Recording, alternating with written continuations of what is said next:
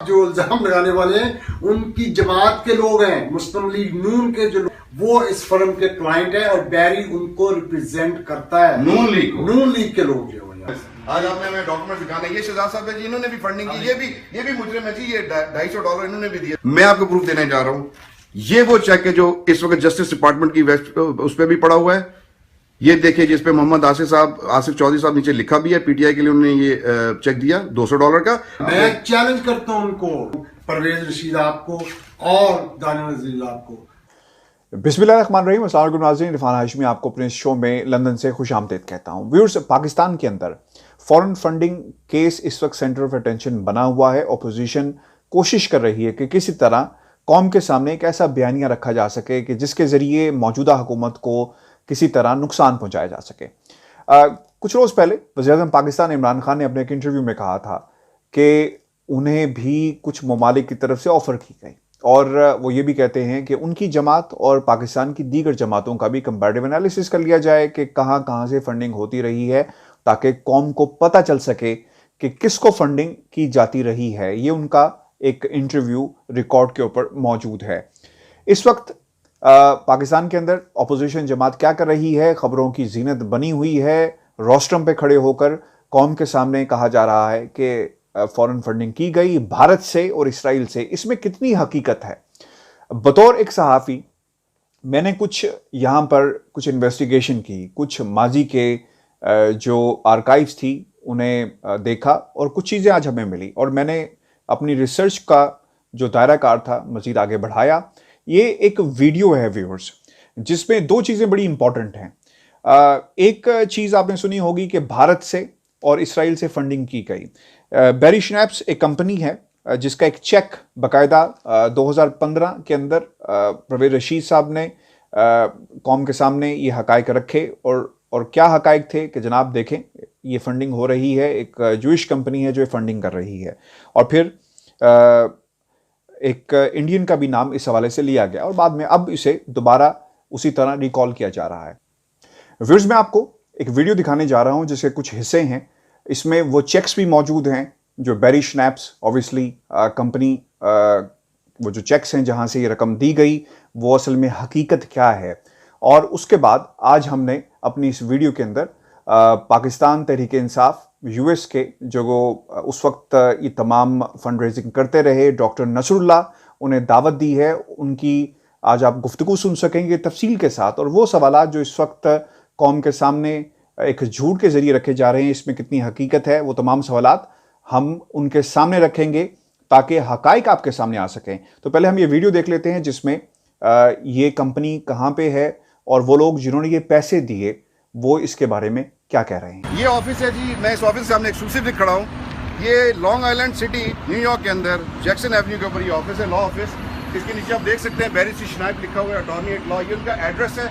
और जिनका ये कहा जा रहा है कि उन्होंने मिलियंस ऑफ डॉलर जो है वो धरने में और पता इंतखाबात में किस में दिए हुए।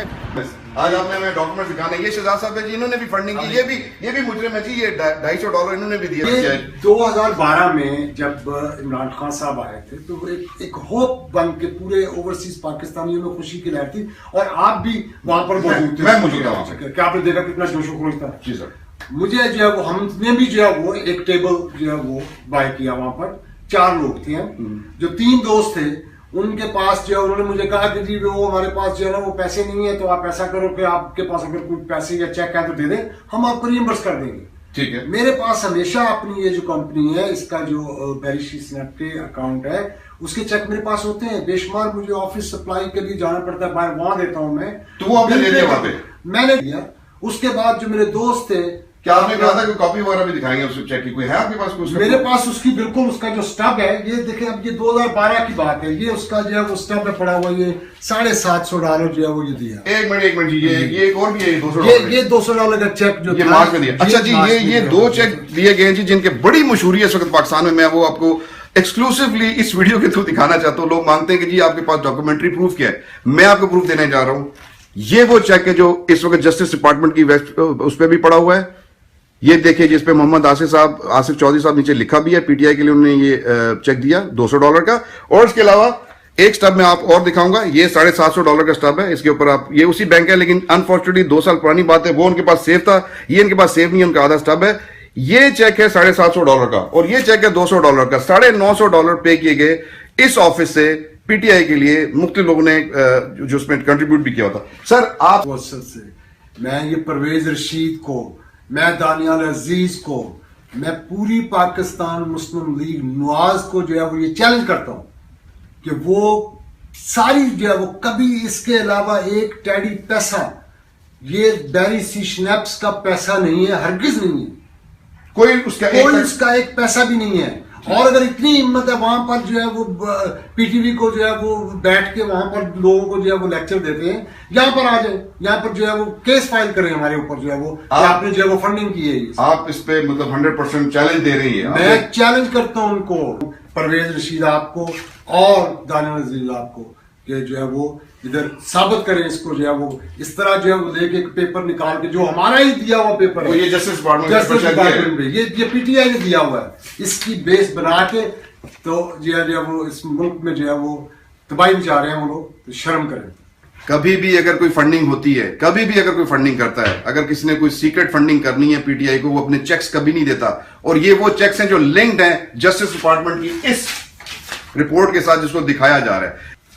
अब जी मैं क्लोजली रिमार्क देना चाहता हूं, ये वो जस्टिस डिपार्टमेंट की जी दिखाई जा रही है आज सारी जगह पे, इनके पास भी मौजूद है, कोई भी जा सकता है वेबसाइट पे जस्टिस डिपार्टमेंट और ये डाउनलोड कर सकता है। कोई भी शख्स, पाकिस्तानियों से गुजारिश है मेरी और एंकर से भी गुजारिश है, खासतौर पर ये जो अर्शद शरीफ साहब हैं और उनके साथ जो ये और लोग हैं जो इल्जाम लगाने वाले हैं, उनकी जमात के लोग हैं, मुस्लिम लीग नून के जो वो इस फर्म के क्लाइंट है और बैरी उनको रिप्रेजेंट करता है, नून लीग के लोग जो है यहाँ पे आपको बता दें कि उनके अहदेदार भी है शायद, यहाँ पर एक तो क्वींस के उनके जो है वो प्रेसिडेंट है, वो भी आपके क्लाइंट है? बिल्कुल हमारे क्लाइंट है। अच्छा, मैं डॉक्टर साहब बहुत शुक्रिया आपके वक्त का। बड़ी मेहरबानी इरफान साहब, आपसे है टाइम मिला हमें। अच्छा डॉक्टर साहब, आप इंचार्ज थे PTI fund raising in US and globally, sir ये बात सही है? पीटीआई एक्चुअली हम थे, जो हमारा मेन ऑपरेशन था यूएसए में, लेकिन हुआ ये कि चूंकि हमारे पास पेपॉल अकाउंट था जो कि हमें अलाउ था according to the laws of USA fund raising, तो पेपॉल में ये था कि वी हैड द एबिलिटी जहाँ से ना कि दूसरे मुल्कों से भी लोग हमें हमारे अकाउंट में पैसे आते थे फंड रेजिंग से। यस, बिल्कुल। जहाँ पाकिस्तान थे दुनिया में वो हमें पैसा भेजते थे। तो ये पैसा सिर्फ यूएस से नहीं बल्कि पूरी दुनिया से आपके पास आता था? जहाँ जहाँ भी तकरीबन पाकिस्तानी थे, हाँ, बहुत सारे ममालिक का पैसा आता था, बिल्कुल। हाँ। अच्छा सर, एक कंट्रोवर्सी पाकिस्तान में चल रही है, ये कंट्रोवर्सी आज की नहीं है, माजी से में चलती रही है। जो अकबर एस बाबर साहब हैं, वो फाउंडिंग मेंबर्स हैं में से हैं पीटीआई के, वो चले गए इलेक्शन कमीशन, उन्होंने कहा कि वहां पे रेगुलरिटीज हो रही हैं। आपके तवज्जुह से आज हम लोगों को और जो हकायक हैं वो बताना चाहते हैं पाकिस्तान की आवाम को। सर हुआ क्या? मैंने जो आपको ट्रेस किया और आप तक जो पहुंचने का मकसद ये था कि हकायक आज हम रख सकें कि असल हुआ क्या है। क्या पाकिस्तान तहरीक इंसाफ को इसराइल वाकई फंडिंग करता रहा है? क्या भारत से फंडिंग होती रही है? ये एक नैरेटिव जो है वो अब कौम के सामने रखा जा रहा है और कोशिश की जा रही है कि शायद इसको पॉलिटिकली इस्तेमाल किया जा सके और उसके ऊपर जो पीडीएम की तहरीक है वगैरह वगैरह जो सब कुछ हो रहा है इस वक्त इलेक्शन कमीशन के बाद भी धरने का सिलसिला जो है। तो सर ये बताएं कि क्या ये नैरेटिव, इसमें सदाकत कितनी है? क्या पाकिस्तान तहरीक इंसाफ को इसराइल से और जैसा ये कह रहे हैं कि फंडिंग होती रही है भारत से, क्या ऐसी सर इसमें कोई सदाकत है? क्योंकि आप तो फोकल पर्सन थे, आपसे बेहतर कौन जान सकता है। नहीं, ये टोटल झूठ है। मैं आपको इससे बढ़ के बता देता हूँ, हम इसराइल और भारत का तो खैर सवाल ही नहीं पैदा था, हमने कभी किसी लॉबियस्ट से भी नहीं पैसा लिया। ये जो ऑपरेशन था ना पीटीआई यूएसए का, वो सारा वॉलंटियर लोग थे। हमने तो आज तक कोई पैसा, अपने तनख्वाह या कोई पैसा नहीं था, सब लोग वॉलंटियर थे। और हमारी जो ऑर्गेनाइजेशन थी ना वो बहुत बड़ी थी यूएसए में, तो वो ऑर्गेनाइजेशन के सारे जो कोऑर्डिनेटर थे ना वो हम फंड रेज करते थे। जब खान साहब आते थे अमेरिका में तो we have fund raising across the USA, तो उसमें हम लोगों को इनवाइट करते थे और वहां से फिर जो है ना फंड रेज होते थे, फिर उनको ज़ाहिर है डिस्पर्स किया जाता था। उसमें जैसा कि आपको मालूम है, जब हम फंड रेज करते हैं तो फिर जो वेन्यू होता है उसका खर्चा भी निकालना पड़ता है।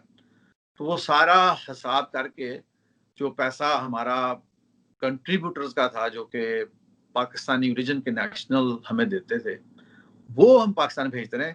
हमें किसी फॉरेन बंदे का ना पैसा पाकिस्तान भेजा, ना किसी लॉबियस्ट से आज तक पैसा लिया, और ना ही किसी मल्टीनेशनल कंपनी या गवर्नमेंट का कोई पैसा आज तक पीटीआई पाकिस्तान को नहीं भेजा, और ना ही हमने यहाँ पे लिया है।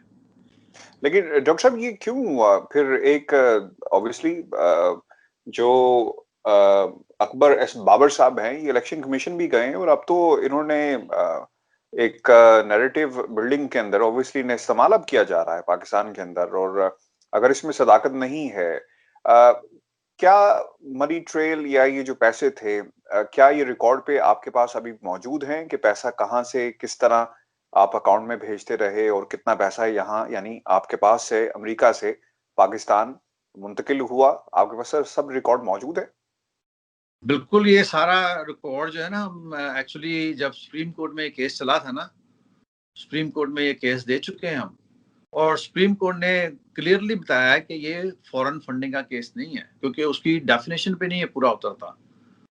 तो वहां से फिर ये केस जो है ना वापस आया है स्क्रूटनी कमेटी जो है इलेक्शन कमीशन ऑफ पाकिस्तान की, उसके अंदर जो हमने सुप्रीम कोर्ट में रैकेट भेजा, उसमें हमारे हजार कंट्रीब्यूटर्स के नाम है और सारा रैकेट उनको दे दिया था टोटल, और वो बकायदा सर्टिफाइड एंड नोटराइज रैकेट है वो। उसमें एक एक बंदे का नाम है, उसमें कोई फॉरेन नेशनल नहीं है, कोई लॉबियस्ट नहीं है, कोई इजराइल या भारत का पैसा उसके अंदर नहीं है। सर ये दो नाम है, बेरी शी स्नैप्स एक कंपनी है, ज्यूइश कंपनी है, और दूसरी कोई दोसांझ साहब हैं, अंदरजीत दोसांझ, हाँ जिनके नाम इनके बारे में आप जानते हैं कि ये क्या हैं? बेसिकली इस पे भी हमें बताएं कि ये क्या, ये बेरी शी स्नैप्स किसी कंपनी का नाम मुझे लगता है, और दूसरा ऑब्वियसली दोसांझ साहब जो हैं most probably he is an Indian, right? बिल्कुल, ये जो बेरी स्नैप्स है ना, ये अभी आपने वो आपको पता होगा, ये एक लॉयर है उधर यूनाइटेड न्यूयॉर्क, ठीक?